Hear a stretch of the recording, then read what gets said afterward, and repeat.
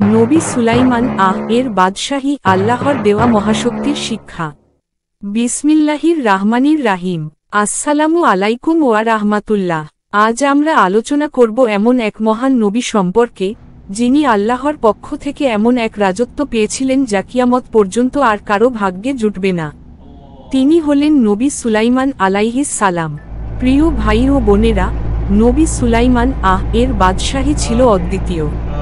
তার সেনাবাহিনীতে শুধু মানুষই ছিল না, বরং জিন, পশু পাখি এবং বাতাসও ছিল তার অধীনে। এটি ছিল আল্লাহর পক্ষ থেকে এক মহা নিয়ামত ও বিস্ময়কর শক্তি।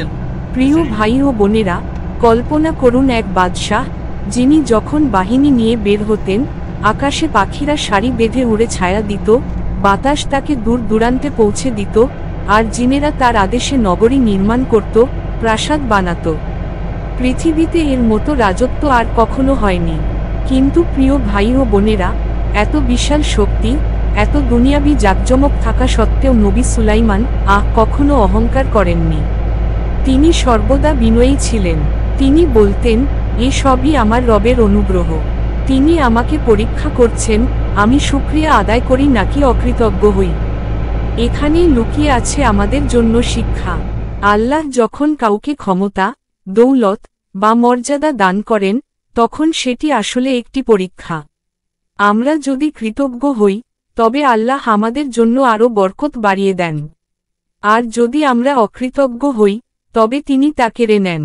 প্রিয় ভাই ও বোনেরা, নবী সুলাইমান এর জীবনী আমাদের শিখায় যে প্রকৃত শক্তি হল আল্লাহর উপর ভরসা। প্রকৃত মর্যাদা হল বিনয়ী হওয়া। আর প্রকৃত সফলতা হল শুকরিয়া আদায় করা। আমাদের জীবনেও এই শিক্ষার প্রয়োজন।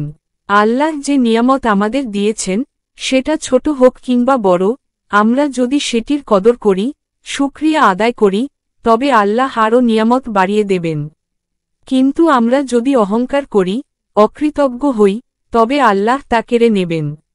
প্রিয় ভাই ও বোনেরা, আসুন আমরা সবাই আল্লাহর কাছে দোয়া করি, তিনি যেন আমাদের নবী সুলাইমান এর মতো কৃতজ্ঞ বান্দা বানান। আমাদের জীবনে অহংকার না দিয়ে বিনয় ও কৃতজ্ঞতার গুণ দান করুন। আমিন।